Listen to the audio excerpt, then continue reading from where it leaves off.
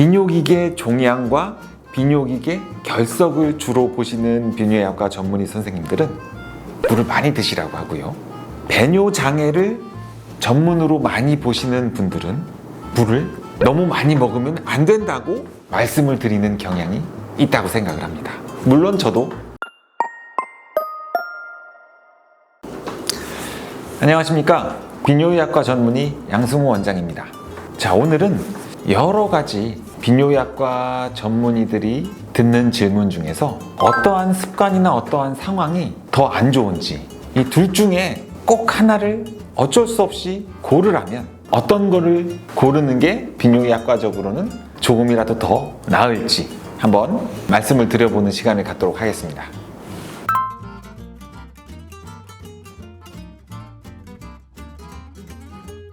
사실 개인적으로 술을 잘 못 먹는 체질이어서 저는 명확하게 답을 드릴 수가 있는데요. 술도 너무 좋아하시고 커피도 너무 좋아하시고 이런 상황에서 둘 중에 하나를 꼭 끊어야 한다, 이런 상황이 온다면 저는 술을 끊도록 권고를 드리겠습니다.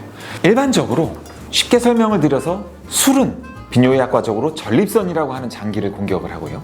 커피는 방광이라고 하는 장기를 공격한다고 생각을 하시면 이해가 쉬우실 겁니다. 방광과 전립선은 근처에 있고 연관된, 그리고 소변이 내려오는 길의 통로에 있는, 밀접하게 연결되어 있는 장기죠. 방광은 소변을 저장하고 전립선은 소변이 나오는 통로인 요도를 둘러싸고 있는데요. 제가 술은 전립선을 공격한다고 말씀을 드렸는데요. 이 술이 만성적으로 그리고 과량으로 체내에 흡수가 되면 전립선이 붓게 됩니다. 그래서 특히 전립선 비대증이 있으신 노년기 환자분들에서는 이 전립선이 내 목을, 요도라고 생각하면 내 목을 조르고 있는데, 그 순간 술이 많이 들어가게 되면 더욱더 목을 조르게 돼서 일시적으로 소변이 안 나오는 급성 요폐가 발생을 할 수가 있고요. 또한 술은 이뇨작용이 있기 때문에 일시적으로 소변량이 많아지는 상태가 됩니다. 소변이 나오는 길이 조여지게 되고 일시적으로 소변량이 많아지게 되면 갑자기 소변을 배출할 수 없게 되는 요폐 증상이 심심치 않게 발생을 할 수가 있게 되고요. 커피는 방광을 콕콕 찌른다고 이해를 하시면 됩니다. 커피에 많이 들어있는 카페인이 방광을 콕 찔러서 방광을 자극하게 돼서 소변을 참지 못하고 자주 보게 되는 빈뇨와 절박뇨를 유발하게 되는데요. 물론 모든 음식들이 과하면 나쁜 것처럼 술도 그렇고 커피도 그렇고 밀접하게 각각 술은 전립선, 커피는 방광에 안 좋은 영향을 끼치는데, 아무래도 술이 더 우리 몸의 배뇨 양상에 급격한 변화를 줄 수 있기 때문에 둘 중 하나를 꼭 선택해서 끊어야 한다고 하면 술을 끊는 것을 먼저 말씀을 드리고 싶습니다.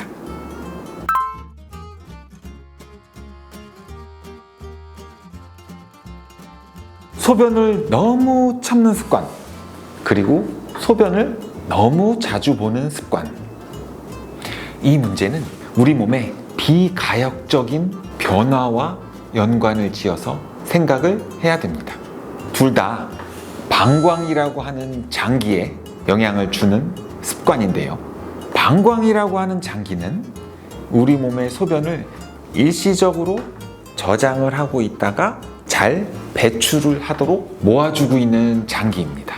즉, 방광은 풍선처럼 잘 늘어나고 잘 줄어들어야 하는 장기인데요. 가장 방광에서 필요한 능력은 부드러움입니다. 그런데 너무 소변을 참는 습관은 방광이 지속적으로 늘어나서 있는 시간이 길어지게 하기 때문에 비가역적으로 방광을 질겨지게 할 수 있습니다. 우리 몸에 있는 근육 중에 제일 질긴 근육이 방광 근육이거든요. 그런데 너무 소변을 참게 되면 계속적으로 이 방광 근육이 질겨져서 비가역적으로 딱딱하게 되고 방광 육주화라고 해서 방광 근육이 손상되게 됩니다. 그러면 다시 돌아올 수가 없게 되거든요. 그러면서 점점점 방광의 힘도 잃어지고 저장 능력도 감소하게 돼서 자연적인 배뇨 흐름에 정말 많은 악영향을 줄 수가 있습니다. 그리고 소변을 너무 자주 보는 습관은 방광이라고 하는 장기가 늘어나서 줄어들었다 하는 자연적인 현상을 조금 방해하거든요. 즉, 조금만 소변이 마려워도 가서 화장실에서 소변을 보게 되면 방광이 자연적으로 부드럽게 늘어났다 부드럽게 줄어드는 이러한 현상에 방해가 돼서 이것도 마찬가지로 비가역적으로 방광을 더욱더 예민하게 할 수 있습니다. 그렇지만 방광이 단단해지고 질겨지는 것보다는 방광이 예민한 것이 약물적 치료를 통해서 효과적으로 증상을 개선하는 데는 더 좋거든요. 그래서 저는 두 가지 습관 중에서 더 안 좋고 피해야 할 것을 선택하라고 하면 소변을 참는 습관을 없애는 것이 좋다고 생각을 합니다.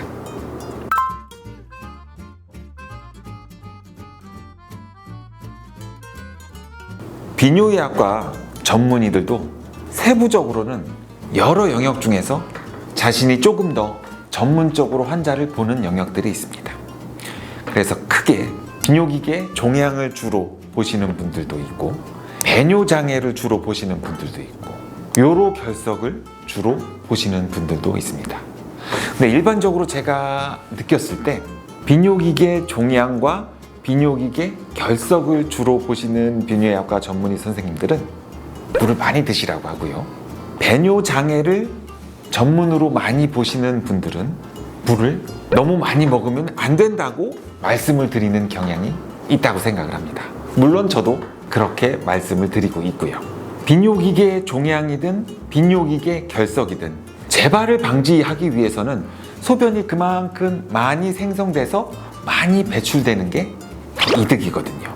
특히 결석 같은 경우는 소변이 농축되면 결정화가 생겨서 결석이 재발하는 가능성이 매우 높기 때문에 무조건 결석으로 고생을 하시고 치료하신 분들한테는 재발 방지 목적으로 물을 많이 드시라고 합니다. 하지만 배뇨장애 환자분들이 진료를 오셔서 너무 소변을 자주 봐요. 밤에도 야간뇨가 3-4번 이상 일어나서 봐요. 계속 이러한 배뇨장애 문제로 고통을 호소하시면 비뇨의학과 전문의는 특히 저녁에는 물을 너무 많이 드시지 마세요 라고 말씀을 드릴 수밖에 없거든요. 아무래도 현재 상황에서 전체적인 소변량이 많은 것보다는 소변량이 적은 게 배뇨장애 환자분들한테는 증상 개선에 도움이 될 테니까요. 그래서 저는 이 질문에서는 어쩔 수 없이 둘 중에 하나를 고르라고 하면 결석이나 종양이 재발할 가능성이 높은 것보다는 배뇨장애 불편감이 높아져서 이 증상을 개선하는 것이 더 우리 몸을 위해서는 좋다고 생각하기 때문에 저는 물을 많이 드시라고 추천을 드릴 것입니다. 하지만 여기서 한 가지, 오전 시간에는 물을 좀 많이 드시고 아무래도 야간뇨, 절박뇨 때문에 저녁 시간, 수면 시간에 소변을 많이 보는 것은 불편하기 때문에 오후 4-5시 이후에는 필요할 때만 물을 드세요. 이렇게 설명을 드리고 싶습니다. 항상 극과 극의 상황은 우리 몸의 건강을 위해서는 좋지 않습니다. 적당한 것이 좋은 것은 두말할 나위 없고요. 우리 몸의 건강을 위해서 비뇨의학과적으로 궁금하신 사항이 있으시면 언제든지 비뇨의학과를 찾아서 전문의와 상담을 통해서 건강을 유지하시기 바랍니다. 오늘도 영상 시청해 주셔서 감사합니다.